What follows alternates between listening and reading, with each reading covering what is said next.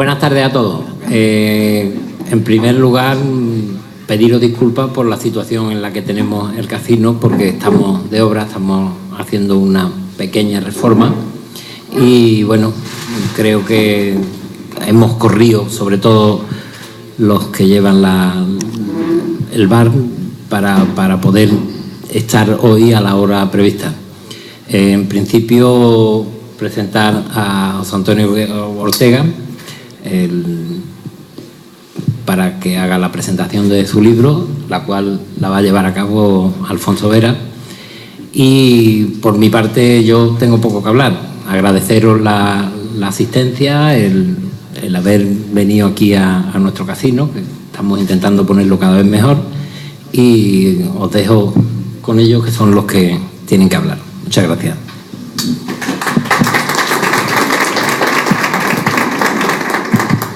Buenas noches. Si no me conocéis, soy Alfonso Vera. Yo veo muchos socialistas aquí juntos hoy, ¿eh? Peligro, mucho peligro, aquí hay mucho peligro hoy. Me pidió José Antonio que lo presentara en este acto de presentación del libro, y yo tengo que hacerle llegar mi gratitud, y sobre todo porque es un honor para mí presentar a alguien como José Antonio Ortega.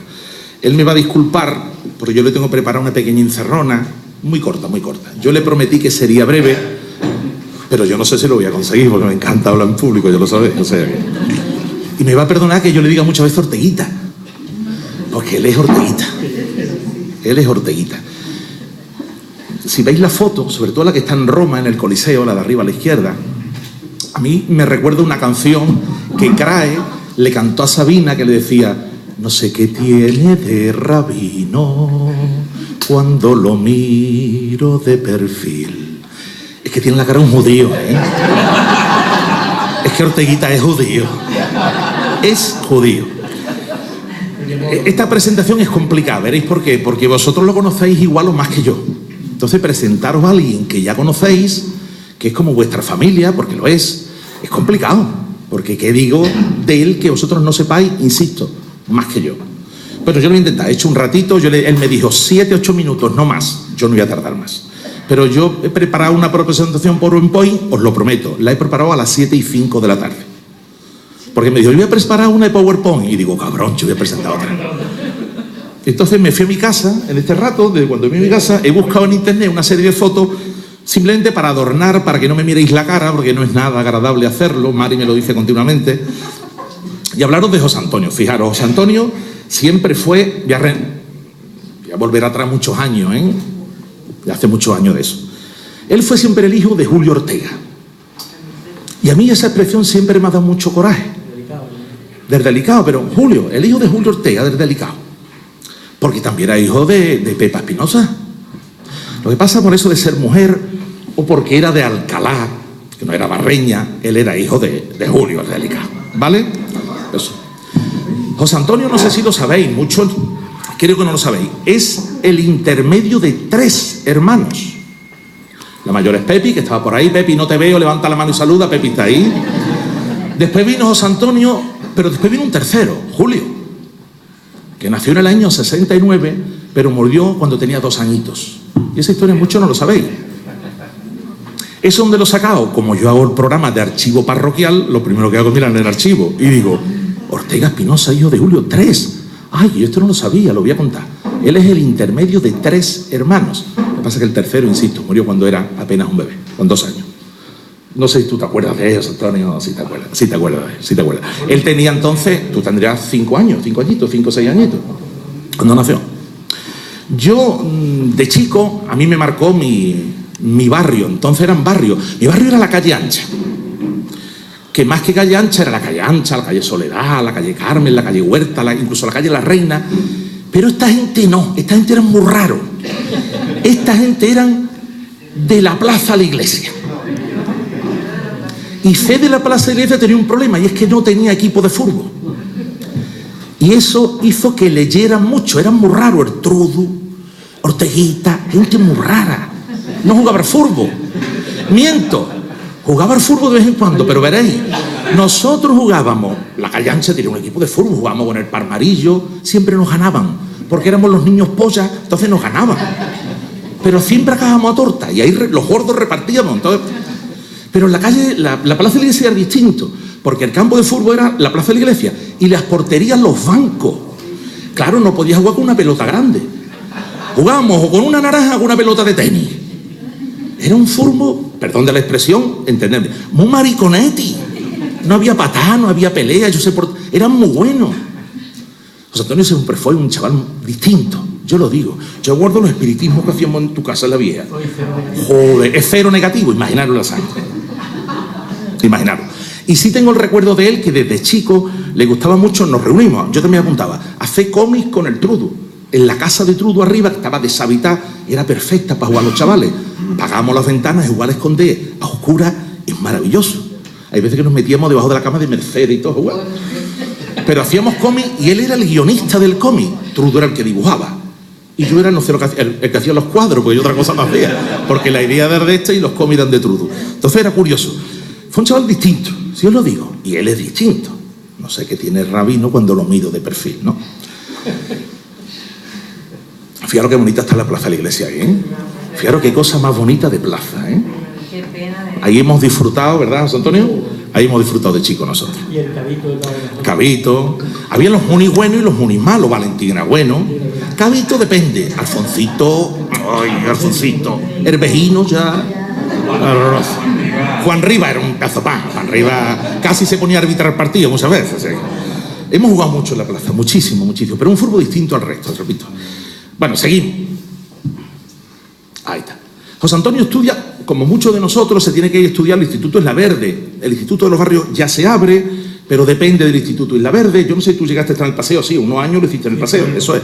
Pero él empieza en el Instituto Isla Verde. José Antonio crece, evidentemente, aunque es bajito, él creció, él se hizo mayor también. Aunque su cabeza sigue siendo muy infantil, porque le gusta escribir, y cuando leáis este libro, lo vais a comprender en lo que digo perfectamente. Él estudia periodismo en Madrid, en la Complutense. Ahí tenéis una foto, esa foto es moderna, él hace ya más años, pero bueno, era así, entonces no ha cambiado apenas la Complutense.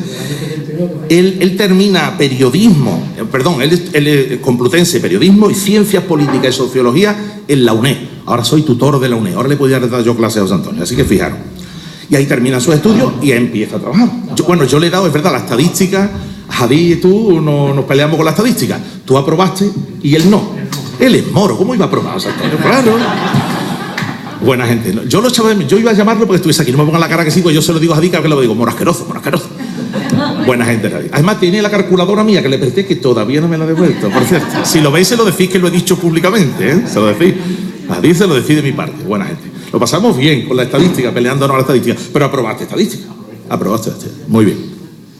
Y empieza a trabajar de periodista, en fin, de varias cosas. Él escribe, es columnista, articulista, escribe en muchísimos sitios. He puesto una foto de Europa Sur, del Viva, pero sitúo el Faro también, corrígeme, José Antonio, Los Barrios Información, Viva, Noticias de la Villa, que está aquí Ramón, que ha perdido el trípode y está aguantando todo el acto así porque ha perdido el trípode. Y también trabaja en Televisión Los Barrios. Y yo tengo que hacer un alegato por Televisión Los Barrios, evidentemente. Él trabajó también un tiempo en Televisión Los Barrios. Ahí veis a Pedro. Y yo, es la única foto que he encontrado donde estaba Pedro en internet, insisto, porque lo he preparado hace un cuarto de hora, si no lo hubiese buscado una foto bastante mejor, pero no le he conseguido. Y de ahí empieza a escribir. Insisto, escribe muchas publicaciones en Iberoamérica, incluso estuviste por Argentina, que me contaste la historia del avión de Argentina y el vuelo a Argentina. Bueno, José Antonio se casa, está aquí su señora, tiene un salvaje por hijo, en fin, es tremendo. Ah, ¿verdad? Ya no, deja de follar ya, porque ya está bien, tío. Está bien, deja ya. Hazlo por vicio, no por niño, no le hagas caso a los del PP, tío, no le hagas caso. Hazlo por vicio simplemente, por placer.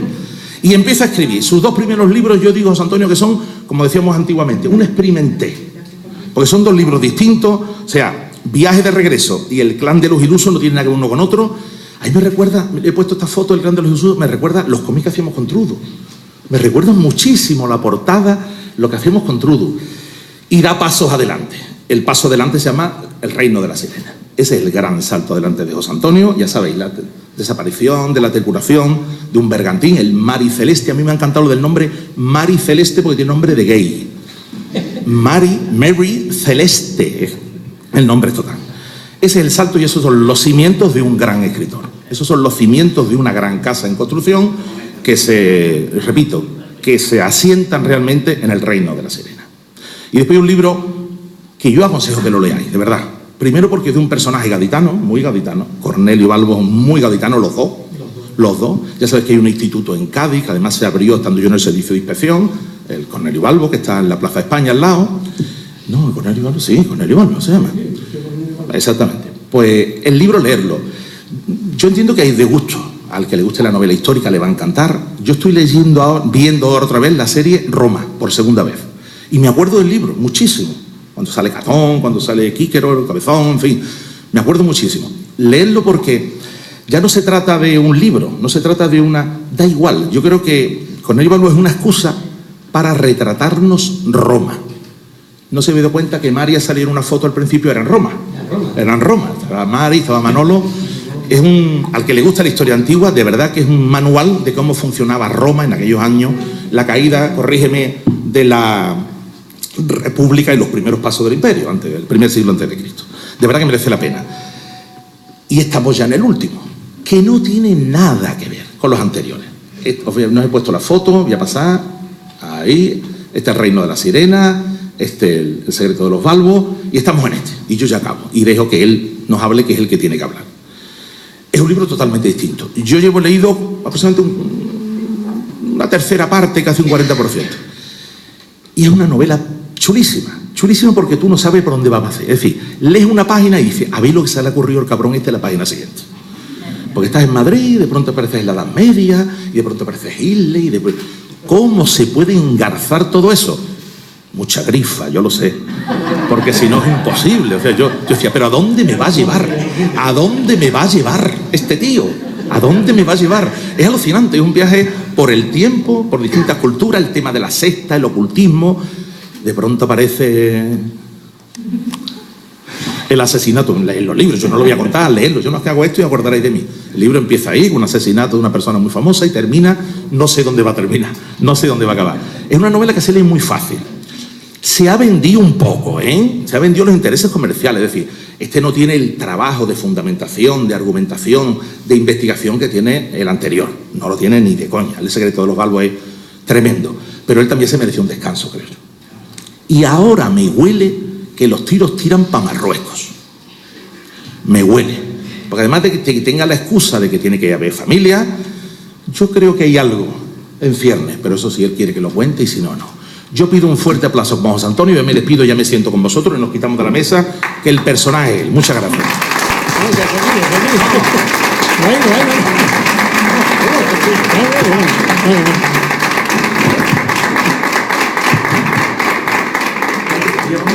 Vale, por la...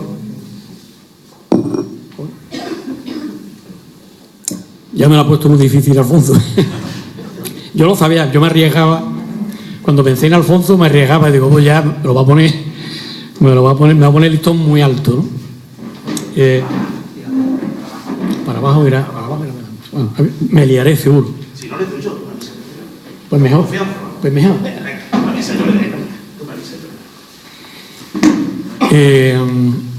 Eso yo, en cuanto... Porque esto de presentar un libro es un rollo, pero un rollo por el que hay que... Porque no te queda más remedio que pasar... Si quieres tener una cierta relevancia, si quieres vender el libro, ¿no? Entonces, pues uno tiene que pasar por este trance de hablar en público, con lo que eso supone. Yo le comentaba antes a Felipe y también a Natalia ahora, esto me pasa con esto como con subir en avión. Yo ya he subido un montón de veces en avión, pero cada vez que me subo en un avión, pues estoy asustado y claro, pues con esto me pasa algo así de lo mismo, ¿no? Nunca llego a... yo quiero, tenía una lista de agradecimientos, no empezaba por Alfonso, pero voy a empezar por Alfonso. ¿Por qué elegí a Alfonso? En el momento que pensé en el Cancino, pues, y además como sabía que Alfonso se vuelve por aquí y estaba en la institución, pensé que era la persona idónea, ¿no? Yo a Alfonso le tengo admiración desde siempre, desde pequeño. Yo no sé si él lo sabe o no, pero Alfonso, para los que somos de su quinta, Alfonso Vera ha sido un referente. Bueno, sobre todo porque era un un alumno brillantísimo. ¿Tú eres gay? No. He tenido mis crisis también. Y es verdad que, no lo digo de verdad, no es porque estemos aquí de pasteleo ni nada, ¿no? Que es verdad que para mí Alfonso, él estaba un curso por encima. Y bueno, los que tenemos 50 y algo aquí lo sabemos quién es Alfonso. Y bueno, luego sabemos que él tiene una cierta relevancia social. Él hoy está metido en todos los berenjenales, que si en Capillita, que si el casino, que si el carnaval. Y entonces digo, Alfonso es la persona idónea. Y además sé que esto es que se le da bastante bien, ¿no? Así que es verdad que después de haber pensado en Alfonso, y lo hablamos, manejamos la posibilidad de traer una persona relevante aquí, muy relevante. Como suele ocurrir en estos casos, normalmente al final te fallan, ¿no? Y entonces yo contacté con Javier Sierra, que por cierto ha sido el último premio Planeta y demás. Y no es un tío al que yo conozca, pero con el que tengo un contacto vía email y demás, porque voy con las redes sociales. Y hombre, yo no lo conozco personalmente, pero se ve que es un tío muy, muy cercano, ¿no? Se ve que es buena gente. Y ha estado a punto de caramelo, ¿eh? Si yo, porque yo no soy un... Bueno, Sian dice que soy muy pesado, pero soy pesado, depende en qué situación. No he sido... Lo he tenido a punto de caramelo, pero no he querido ser... Cojones, que no puedo ir. Para que me dijera eso, ¿no? Y entonces, pues... Pero aún así, cuando surgió la posibilidad de traer a Javier Sierra, además se lo dije a Alfonso, digo, aunque venga Javier Sierra, que me presentares tú. Javier Sierra, pues nos dará aquí una conferencia de lo suyo, ¿no? Bueno, ahora quiero agradecer al casino, por supuesto, a la persona de su presidente y de su junta directiva por prestarnos estas instalaciones, ¿no? para el acto. Quiero también agradecer al editor, Alberto Pertejo, porque, como yo suelo decir, dedicarse hoy al mundo de la edición es una heroicidad, ¿no? Hoy el mundo de la edición, o sea, que alguien venga y diga, yo publico tu libro y pongo dinero, bueno, pues me puedo dar con un canto en los dientes, tal como está hoy el mundo de la edición, ¿eh? Estamos pasando de lo que hemos llamado la galaxia Gutenberg o la era Gutenberg a la era digital, y estamos en una revolución que ha empezado, que ya veremos cuándo termina, ¿no? En la que el mundo del libro está sufriendo una crisis enorme, ¿no? Hasta tal punto que hoy lo que se está imponiendo es la autoedición, en la que hay mucho pirateo además, e incluso las grandes plataformas editoriales ya han abierto es decir, yo puedo publicar ahora con Penguin House, por ejemplo, o incluso con el Grupo Planeta, si pago. Y entonces, ya digo, le agradezco a Alberto, al que es curioso, porque tenemos una relación mercantil así que no conozco, no tengo, pero agradezco que ya es el segundo libro que publico con él, con su grupo editorial, que es una editorial pequeña, pero bueno, y además paga. Es verdad que tardan en pagar, pero encima te paguen por escribir un libro hoy en día es muy difícil, ¿no? Quiero dar también las gracias, no está aquí, tampoco es una persona a la que conozco, pero que nos hayamos visto con esto de las nuevas tecnologías, lo conozco virtualmente, que es el profesor José María Lázaro Bruña, que es un profesor de filología clásica, profesor de latín y de griego, que de los Balbos me prestó una gran ayuda, sobre todo en el tema del latín y también el griego. Y en este libro pues también me ha echado, no tanto como el tema de los Balbos, obviamente, porque no era necesario, pero también ha aportado su granito de arena. Es más, ha sido la primera persona que leyó el borrador del libro, ¿no? Y este hombre es curioso porque no lo conozco, pero digamos, contactamos virtualmente, porque cuando yo fui a presentar El Reino de la Sirena a Sevilla con Pepe Chamizo, con el defensor del pueblo andaluz, habíamos allí 4 gatos, no os podéis imaginar, porque las presentaciones vienen cuando las haces en tu tierra, pero cuando vas por ahí, pues, no es que la cultura no mueve masa, vamos, ni la moverá nunca. Y entre esos 4 gatos que había allí, pues había una chica, jovencita, con gafitas, que cuando termina el acto, pues viene para mí, me habla, se presenta y me dice que estaba haciendo un trabajo para la universidad. Estaba estudiando periodismo. Y entonces ya hablo con ella y tal. Y a partir de ahí, pues digamos, surgió también una pequeña amistad virtual, ¿no? de red social y de email. Y luego al poco tiempo pues, me llamó otra vez para hacer otro trabajo con el tema periodístico. Y a raíz de yo le hablé de que estaba escribiendo Los de los Balbos y entonces me habló de su tío, ¿no? de este hombre, ¿no? Quiero dar las gracias a Sian, bueno, ya porque me aguanta, porque me deja ese espacio, y ahora con los 2 niños pues me deja ese espacio para yo dedicarme a esto, y eso no tiene... ¿Qué te voy a decir, compi? Tú sabes que te quiero mucho. Ya empiezan las emociones. Quiero a mi familia, por supuesto. Quiero mencionar a mi hermana. Aplaudido,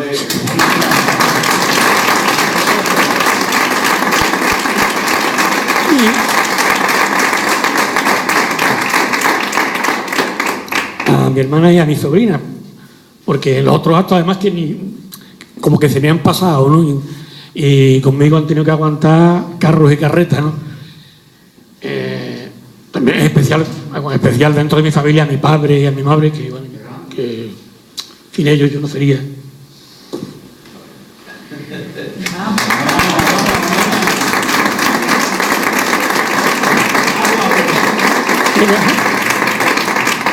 Tú sabes lo malo del agua, ¿no? Que luego la próstata me tengo que ir para el servicio.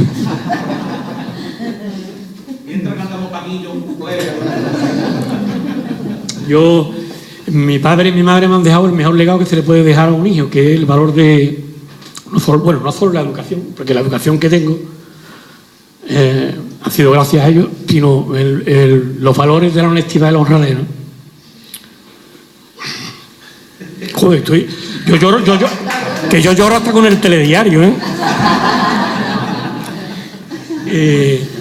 y es verdad que aunque uno a veces se ha desviado del camino, porque la vida es larga y la vida tiene su recorrido, pero para mí en la vida es lo más importante, ser honrado y ser honesto. Y sobre todo cuando uno se equivoca, que es cuando hay que ser más honesto, ¿no? Y más honrado, ¿no? Me he preparado una chuletilla, pero voy a intentar utilizarla lo menos posible, ¿no?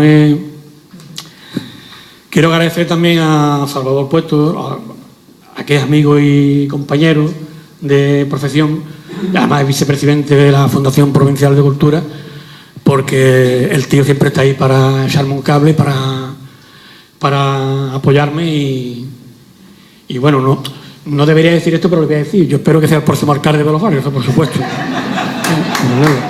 Y no estoy de campaña, Además es que me conviene, claro.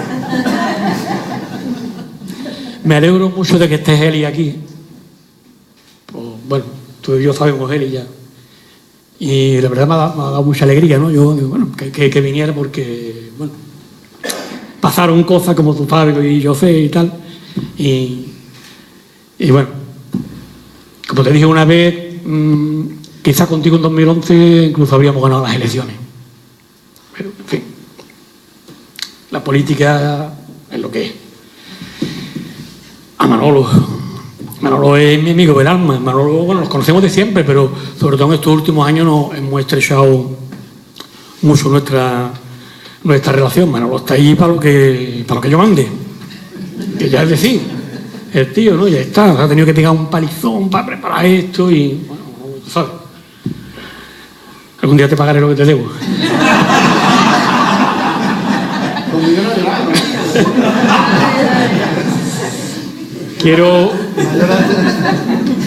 Quiero también agradecer a Ángel González, no está aquí, pero es un compañero de la radio y televisión Los Barrios, que pone la voz al vídeo este que yo estaba dando la coña ahí en las redes sociales y con el WhatsApp.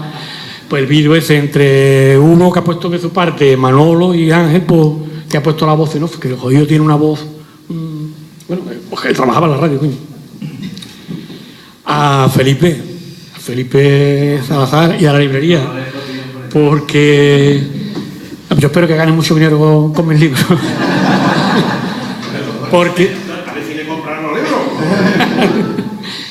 Porque, bueno, él siempre se preocupa y al final la atención, ¿llegarán los libros o no llegarán?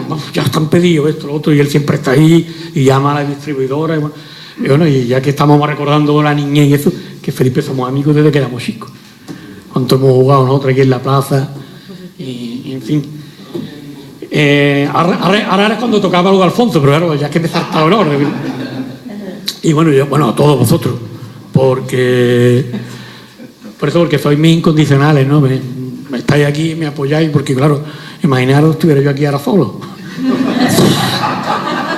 No ya solo por vender libros, sino el paro, ¿no? Yo diría, un suicidio no, pero tendría que plantearme.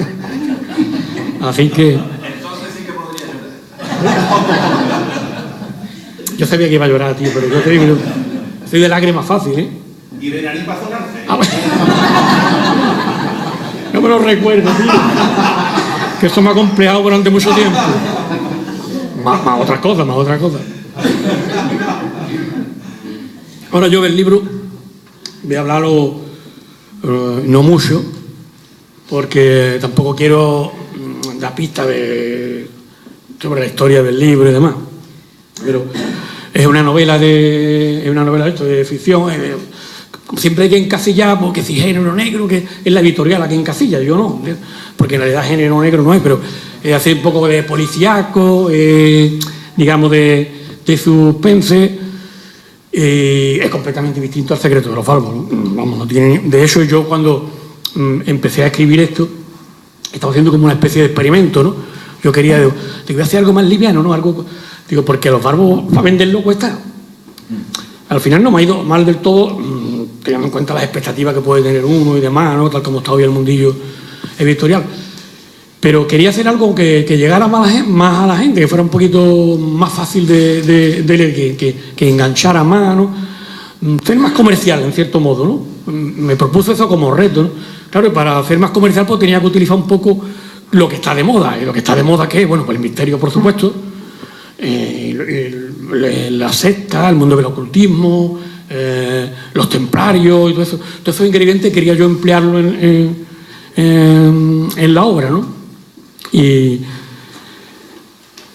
bueno, pues eso fue lo que más o menos he hecho con esto, ¿no? Con el sueño de Tánatos, hacer una lectura algo más liviana.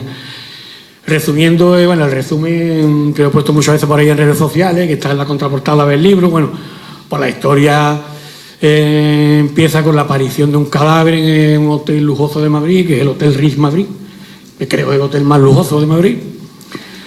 Y a raíz de la aparición de ese cadáver, empieza una investigación policial en la que se implican dos personajes, que son los protagonistas, que uno es periodista, no podía ser de otra manera, y el otro es funcionario de policía.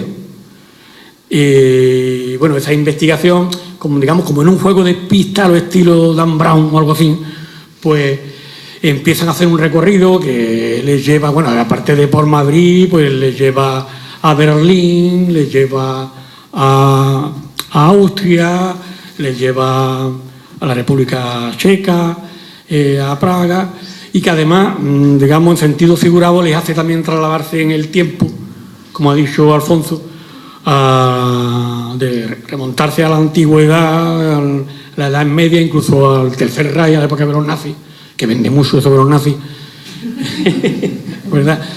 Y no porque ellos se trasladaran en el tiempo, sino, siguiendo el curso de la investigación y demás.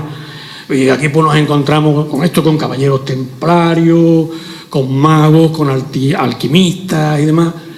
Y una serie de personajes curiosos, algunos pues, me han llamado mucho la atención, los he descubierto mientras escribía el relato, que lo comentaré.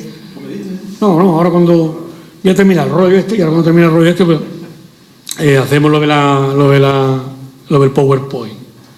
Ya me he hecho un experto como Romero en esto de los PowerPoint, ¿no?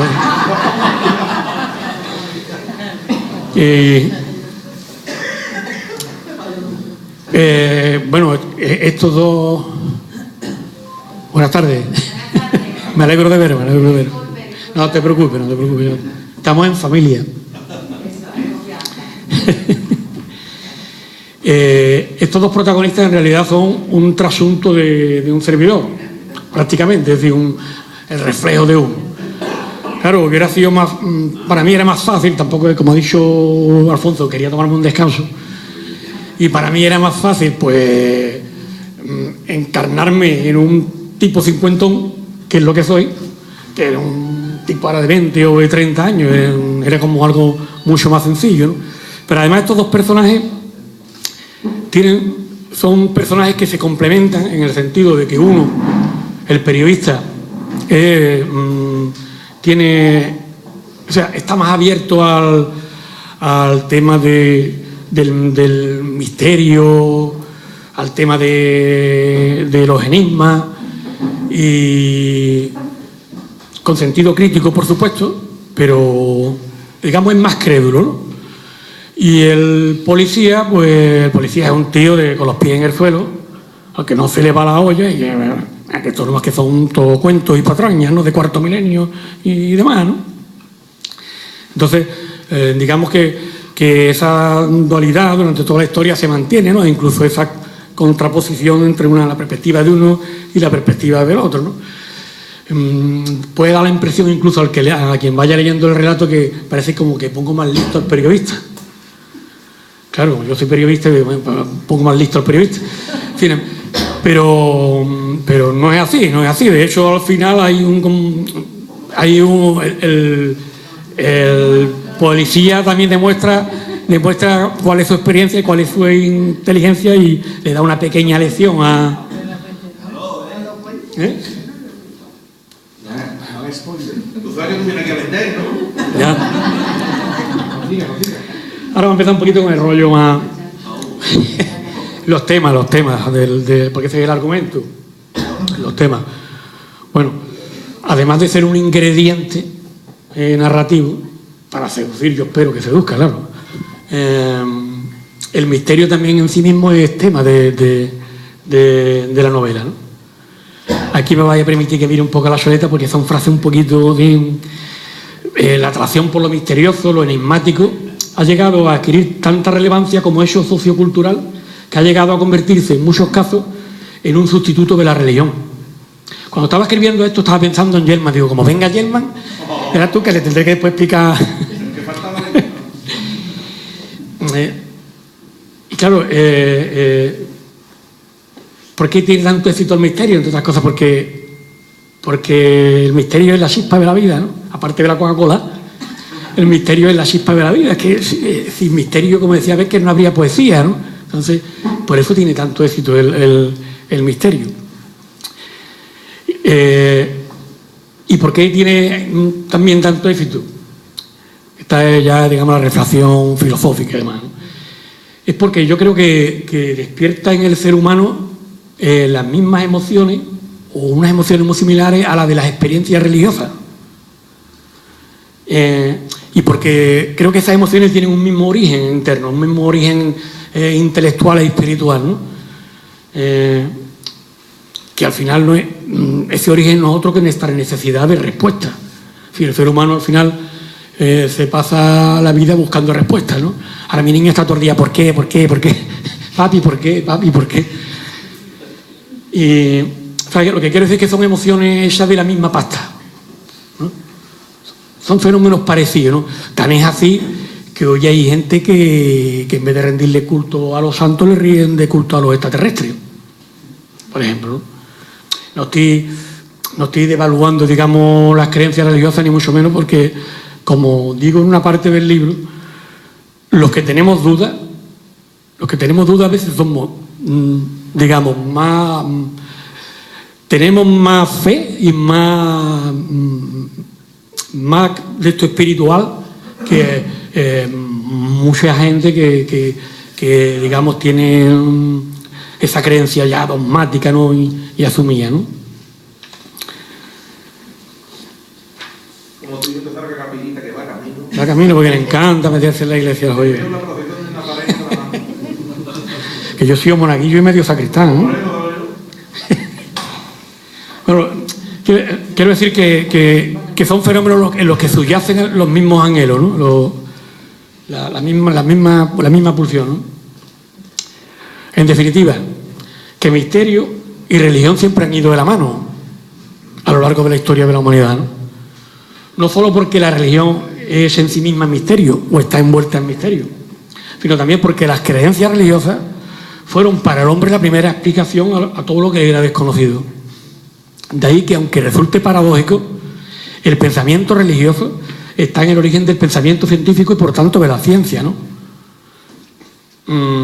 Claro, cuando se habla de misterio y religión también hay que hablar de muerte, porque es sobre todo el fenómeno de la muerte el que genera o da lugar al fenómeno religioso en las sociedades, ¿no? Cómo el hombre se enfrenta a la muerte. Y este libro no va tanto de muerte, pero sí va un poco de inmortalidad, ¿no? De la búsqueda de la inmortalidad, porque al final todo lo mismo cuando hablamos de piedra filosofal, del santo grial, de la panacea universal, es todo lo mismo en la literatura. Al final es eso, es la búsqueda de la inmortalidad, y si no de la inmortalidad, de alargar la vida, ¿no? De eso estamos en ese proceso, ¿no? Cuando escribía el libro hubo un momento que me hacía yo esa reflexión, ¿no? Digo, de eso hemos conseguido alargar la vida, al menos aquí en Occidente, porque es verdad que si te vas a otras partes del mundo, por desgracia, pero en Occidente hoy y allí en Europa, pues la edad media de vida pues está entre los hombres 80 y algo y la mujer un poquito más, y hace quizás 50 años la esperanza de vida no pasaba de los 60 años, ¿no? Es decir, que nos parece algo como de ciencia ficción lo de la inmortalidad, pero que no es tan de ciencia ficción, ¿no? Y bueno, a mí, yo he tratado de hacer un relato, ya digo, un relato que fuera ameno y demás, que tuviera su dosis de misterio y tal, pero claro, como la cabra tira al monte, como yo digo, pues he metido también su parte histórica, su parte también documentada y por supuesto alguna que otra reflexión que uno se permite, ¿no? En plan filosófico, ¿no? En boca de los personajes, por supuesto, ¿no? Reflexiones que esencialmente giran en torno a la contraposición de dos grandes visiones, porque en el mundo, al final, si uno estudia un poco la historia de la filosofía, que había muchas corrientes filosóficas desde los antiguos griegos hasta ahora, pero al final siempre han sido dos corrientes las que se han contrapuesto. E incluso todo lo que ha derivado también en el tema político y demás. El materialismo por un lado y el espiritualismo por otro. Una visión materialista del mundo y de la vida y una visión algo más espiritualista del mundo y de la vida. O, dicho de otra manera, el realismo y un tanto el idealismo, ¿no? Creo que de pasada pues esos temas también se abordan en el libro, pero no en plan coñazo, sino en plan como que se apuntan, ¿no? Agua porque ahora tú que vas a tener que ir luego al baño. Voy a ir terminando ya para pasar al PowerPoint. Digo yo que esta repentina preocupación que me ha entrado a mí por la muerte y por la inmortalidad y tal, tiene su explicación en eso de que uno ya ha pasado de los 50 y tantos. Entonces como que uno ya, como me dijo alguien, que empieza uno a tener conciencia de su finitud. Que la frase le quedó vamos, verdad, ¿no? Y es verdad, porque cuando uno es joven, pero uno se cree que tiene todo el tiempo del mundo. No solo que te comes el mundo, sino que esto no se acaba, no piensa uno en eso, ¿no? Pero cuando llega uno a los 40 y tantos y tal, pues ya empieza a llegar un momento y dice, coño, esto se acaba, tío. Y yo me imagino que será por eso que me ha dado por escribir sobre el tema este de la inmortalidad, ¿no? Y de la muerte y de tal. Como decía Pérez Reverte en su obra La tabla de Flandes, en contra de toda lógica, nos aferramos a la existencia en proporción inversa a la cantidad de vida que tenemos por delante. Es decir, cuanto más viejos somos, más nos aferramos a la vida. él dice en contra de toda lógica. Yo creo que además es lógico, porque es que amamos más la vida, ¿no? ¿Por qué el sueño de Tánatos? No voy a decir las razones, porque si entro en las razones del sueño de Tánatos, pues digamos que desvelo un poco de la trama y como que hago un poco la fiesta, ¿no? Pero, hombre, por lo menos decir quién es Tánatos. Tánatos es la palabra del antiguo griego con la que los griegos designaban al fenómeno de la muerte, y además, como divinizaban muchos de los fenómenos que ocurrían en la vida cotidiana, entre ellos la muerte, pues Tánatos era un dios, y en la mitología griega Tánatos es hermano de Hipno, que es el sueño, y ambos son hijos de Erebo, la oscuridad, y de Niste, que es la noche. Eso es todo lo que voy a decir del título. Bueno, y como tengo aquí la chuleta, bueno, pues que uno y otro hermano competían todas las noches, o sea que Tánatos competía con Hipno por llevarse, pero ya para siempre a los mortales, ¿no? A los mortales que designaban las Moiras, que eran las que marcaban el destino de los seres humanos. Y ahora ya, después de haberlo más o menos comentado esto del libro, pues voy a pasar a esta proyección, estos montajitos que he hecho, sobre todo por enriquecer un poco la presentación y porque hay personajes que yo creo que son muy interesantes, que son muy curiosos. Este es el Hotel Rey de Madrid, que por cierto ahora está de reforma, y que es escenario de... Yo no he estado, por supuesto, nunca en el Río, ¿no? Yo creo que me ven por la puerta y no me dejan de entrar. No, lo digo porque además, ahora no, pero este hotel era muy selectivo. Este hotel, es más, tengo aquí una anécdota apuntada, la tengo aquí apuntada para que no se me olvidara. Este hotel, hubo un tiempo, sobre todo en la década de los 50, ya tú, que no dejaba entrar ni artistas ni a toreros, ¿eh? Y de hecho, hay anécdotas, ¿no? Pero hay una, por ejemplo, a veces lo pronuncio bien, del actor tan oscarizado como James Stewart, este hombre desgarbado, viejo, pero que era un grandísimo actor que hacía muchas películas, sobre todo del oeste. Este hombre fue al hotel y le negaron la entrada. ¿Y qué hizo el hombre para entrar? Pues sacó su carnet de coronel del ejército de los Estados Unidos de América y rápidamente le abrieron la puerta. Hoy en día se puede entrar, eso sí, hay que tener mucha pasta, pero se puede. Hoy lo que marca la diferencia es el dinero. Dale ahí, fondo. Esta es una habitación del Hotel Ritz. No es la de la novela, pero bueno, más o menos pues os podéis imaginar, ¿no? Hay una habitación así en la que aparece el muerto. Dale para adelante. Esta es otra calle en la que, digamos, Heli la tiene que conocer muy bien porque Heli es madrileña, en la que, digamos, ubico algunos de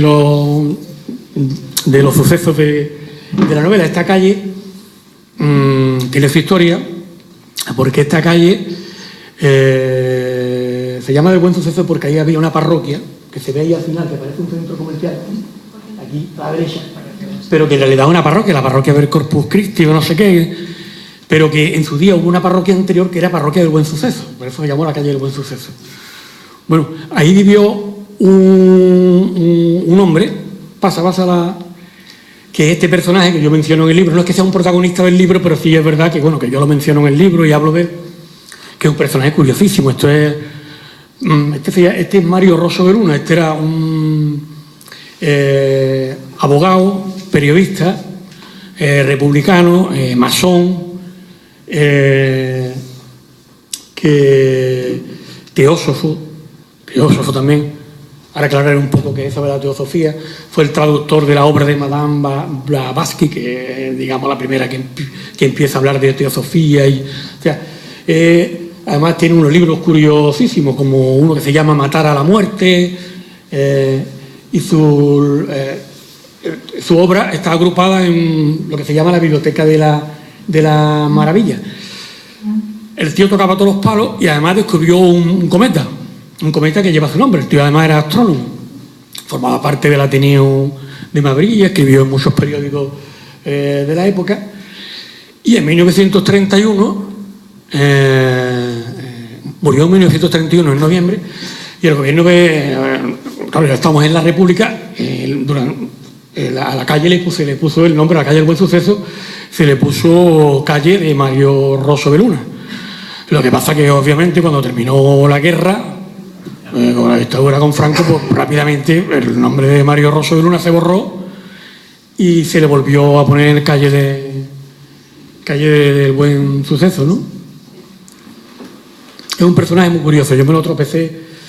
Esto es un símbolo de la teosofía. La teosofía, ahí, bueno, lo pongo aquí en la diapositiva, es un movimiento ecléctico que trata como de aunar religiones, es decir, de buscar la esencia, porque al final todas las religiones tienen mucho de común, ¿no? Aparte de la creencia en la divinidad. Gilgamesh, este es un personaje de la mitología sumeria. Este personaje fue un rey, un antiguo rey, se supone que vivió hasta 126 años, y además es protagonista de un poema, de una epopeya, se llama la epopeya de Gilgamesh, que es la primera manifestación histórica que se conoce de literatura. Antes que eso no hay literatura, al menos que tengamos constancia, ¿no?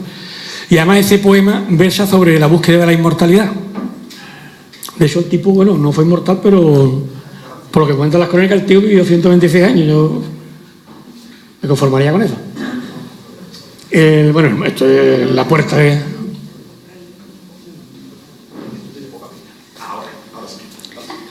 Este es otro personaje curioso, que también...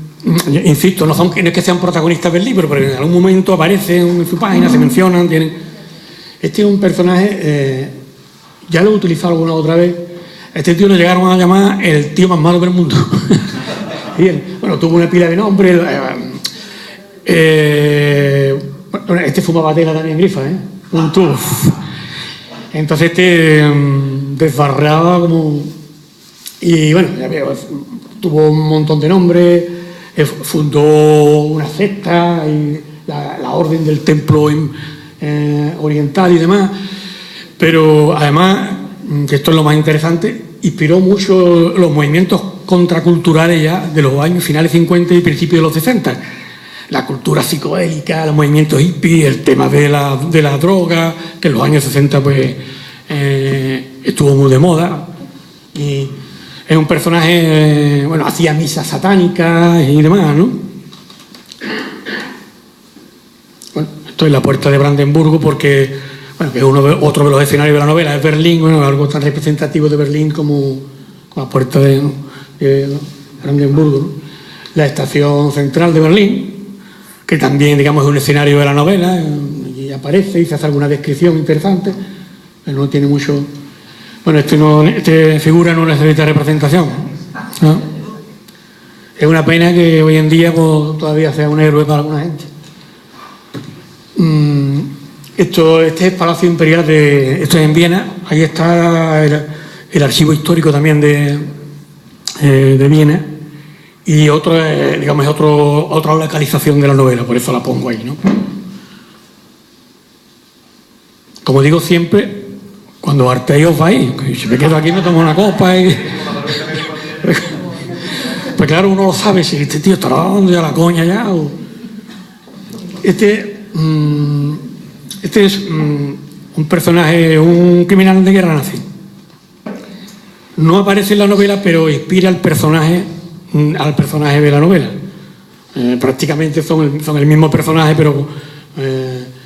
como tenía que permitirme ciertas licencias literarias, y yo trato de ser siempre riguroso cuando utilizo un personaje histórico, digo, pues si tengo que cometer un desliz, prefiero inventármelo, ¿no?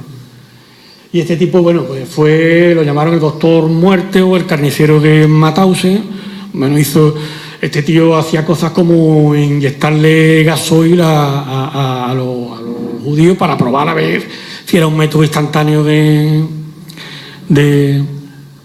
una manera efectiva de matar, ¿no? El tipo se la ingenió para después de la guerra escaparse de los americanos y de los rusos y tal, y se fue a Baden-Baden, y como era ginecólogo y demás, pues montó su consulta de ginecología y estuvo allí hasta el año 62, en que un policía austriaco pues dio con él, casualmente dio con él. Y el policía, por cierto, aparece en la novela, además con el nombre auténtico, aunque y el tipo se quita de en medio. Lo curioso de este personaje es que teóricamente no ha muerto. Es decir, se supone que murió de colon en el año 92 en Egipto, porque estuvo en España, por supuesto, porque España durante el régimen de Franco fue refugio de nazis, sobre todo la costa de Alicante, sobre todo, pero aquí también muy cerca, Lanterra y demás, por aquí también han vivido nazis.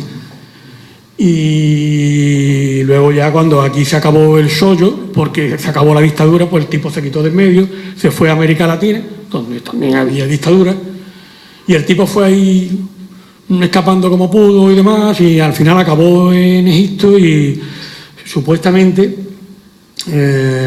murió de colon, pero claro, no hay cuerpo, no hay cadáveres. Al final, en 2012, sus hijos, uno de sus hijos renegó de él, el otro no renegó, pero bueno, no renegó, yo creo que por herencia, porque es curioso, porque además dejó herencia y todo, ¿no? Cosas.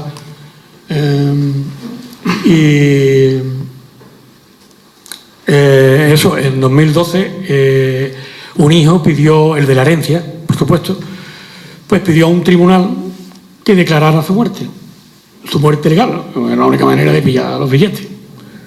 Es curioso cómo esta gente, a pesar de todo eso, a pesar de lo que fueron y demás, la legalidad, sobre todo la legalidad democrática, les ha permitido tener herencia y tener propiedades, ¿no? Bueno, y muchas propiedades, podemos imaginar cómo las consiguieron, ¿no? Cosa que en España no ha ocurrido, por cierto. Este otro personaje que, como digo, este no es tan protagonista como el otro de la novela, pero aparece este otro personaje curioso. Este es judío, pero este trabajó para el régimen, para Hitler personalmente. Hitler le encargó personalmente que buscara una cura contra el cáncer. El tío era lumbrera, le dieron el premio Nobel en 1931 y en el año 44 pues lo propusieron otra vez para el premio Nobel. Pero lo gracioso es que en 1968 sorprendió al mundo anunciando que prácticamente tenía ya la cura para el cáncer, ¿no? Se murió 2 años después. ¿De cáncer? Pues mira que no me acuerdo de los detalles. Perdón, me tengo que marchar. No importa. Gracias, Eli, por venir. Nosotros y aquí. Que te vaya todo muy bien, muchos éxitos. Gracias, Eli. Este es un castillo. ¿Tú has estado ahí? No, porque yo sé que tú eres un trotamundo. A mí me suena muchísimo, pero el nombre no. No, es que el nombre porque te fue. El nombre para que te. Hombre, te dice de castellano, de Jimena, ¿te suena? Pues yo no he estado. Yo es como si hubiera estado, porque hoy afortunadamente, gracias a las nuevas tecnologías, sobre todo al Google, pues uno puede permitirse el lujo de viajar sin moverse. Pero vamos, que voy a ir. Y si puede ser, pues este verano, María Ángeles. Si puede ser este verano. Para agosto, septiembre, porque está abierto, el castillo está abierto de abril hasta septiembre. Porque luego ahí prácticamente está siempre nevado y demás. Este es un castillo en el que yo sitúo también una parte de la trama de la novela. Y bueno, tiene su historia. Empezó como una pequeña fortaleza en el siglo IX y luego como poco a poco pues se fue agrandando hasta llegar a hacer lo que es prácticamente en el siglo XVI, es cuando se convierte en el castillo que es, con 14 puertas. Es una fortaleza que tenía la misión de ser inexpugnable, sobre todo porque en aquella época el enemigo era el turco. el enemigo otomano, ¿no? Que era el enemigo de Occidente, ¿no? Y que estaba prácticamente a las puertas. Estamos en Carintia y prácticamente, bueno, Europa ya casi del este y a veces era frontera, ¿no? De hecho, allí se produjeron bastantes batallas entre ejércitos austriacos, ejércitos cristianos y musulmanes, ¿no? Este personaje fue el primer propietario del castillo y fue el que, digamos, completó la obra, pero además es que la familia sigue siendo dueña de ese mismo castillo. Es decir, hoy existe esta familia, el nombre es que atreverse a pronunciarlo, von Khebenhüller o algo así que se diría, pues esa familia sigue existiendo, por supuesto son unos potentados en Alemania en Austria, y tienen ese castillo abierto, que lo tienen ahora abierto al público, como digo, y además ahí celebran festivales medievales, hay vídeos por ahí en internet, y está muy bien. Yo estoy deseando ir con mi compi y con los dos niños. Ya está con la suegra, Esto es el castillo, pero visto de otra... Bueno, esto es un caballero teutónico y tal, por la orden de los caballeros teutónicos que aparece en la novela también. Y bueno, los caballeros fueron una orden de esta hospitalaria al principio, en la época de las cruzadas, que se constituyeron sobre todo para proteger a los peregrinos y que al final terminaron convirtiéndose en lo que son órdenes militares. Además, esta orden tiene la curiosidad que prácticamente lo que es Alemania hoy se debe a ellos. Es decir, la orden tomó posesión en lo que hoy es Prusia, y ahí crearon un estado, ¿no? El estado teutónico fue luego el futuro estado prusiano, que es, digamos, luego el núcleo de la unificación de Alemania, ¿no? Jacques de Molay, que es el último gran maestre de la orden del Temple, que el hombre murió acusado de hereje y murió en la hoguera, y no porque fuera un hereje, sino por razones políticas, que era la mayoría de las veces por lo que ocurrían estas cosas. Pasa ahí, Alfonso. No sé quién es, vamos a empezar. Que lo he puesto ahí para decorar.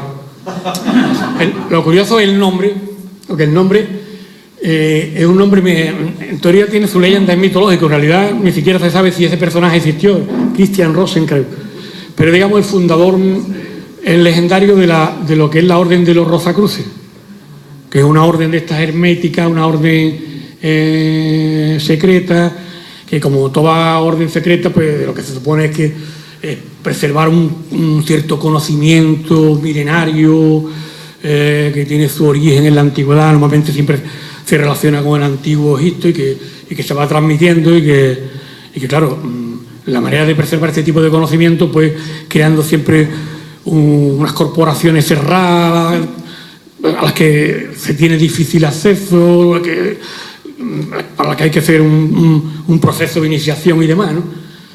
Y de ahí viene lo de Rosacruz, ¿no?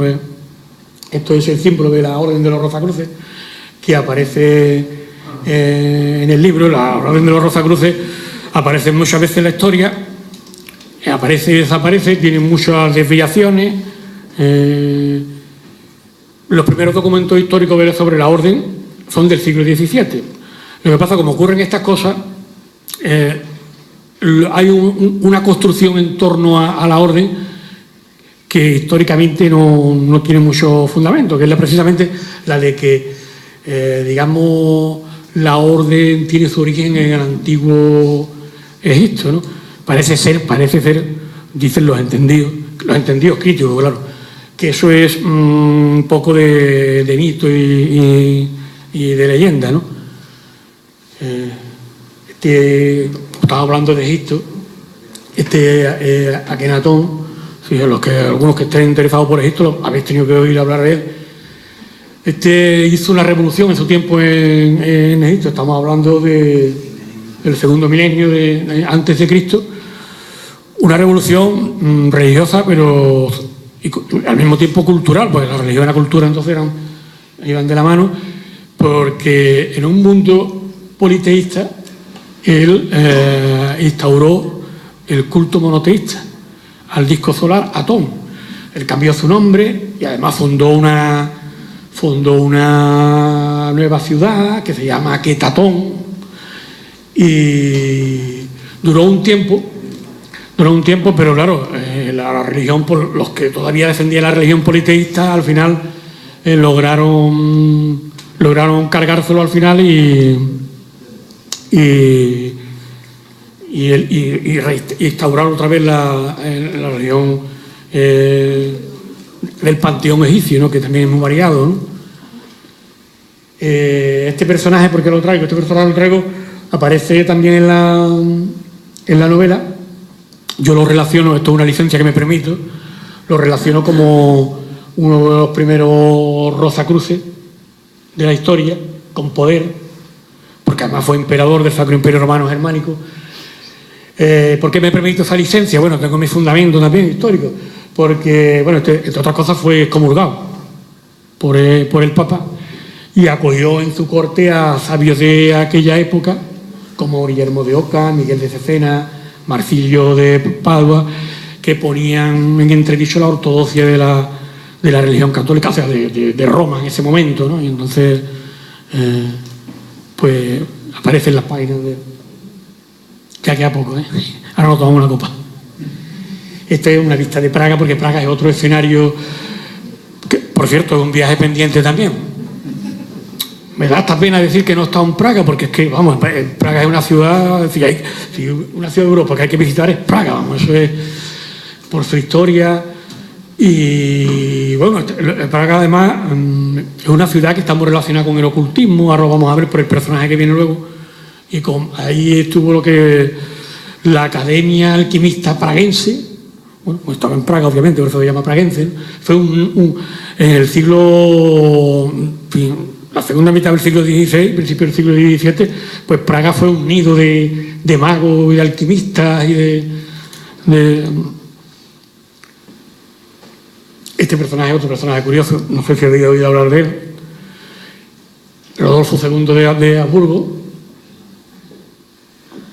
Este es sobrino de Felipe II. Y se crió en Madrid, además. Sí, se parece. Es más, se parece. Yo en la novela lo digo. Y este se crió con Felipe II.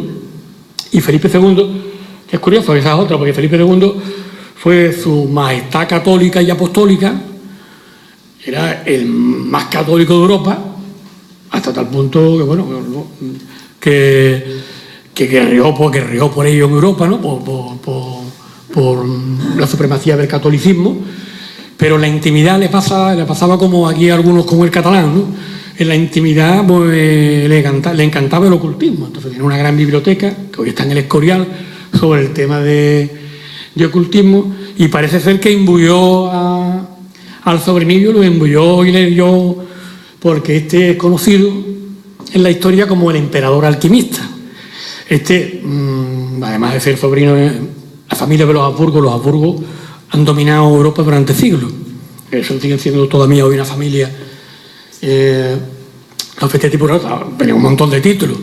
Al final fue rey de Hungría y de Bohemia, y fue rey de romanos, que se llamaba entonces, y llegó a ocupar a tener la corona del Sacro Imperio Romano Germánico. ¿Dónde tenía él su sede? Su corte en Praga.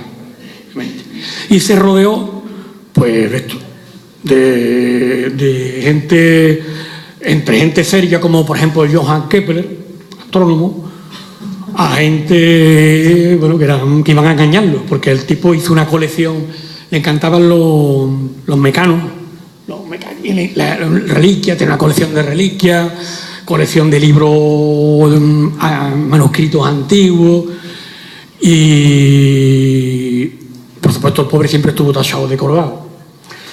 Es más, el hermano al final consiguió, poco antes de su muerte, consiguió quitarlo de en medio. Matías de Habsburgo lo quitó de en medio y le quitó del mando, le quitó, tú dedícate a lo tuyo, que aquí el que gobierna soy yo, ¿no? Pero que es un personaje, para los que les interesa la historia, de verdad que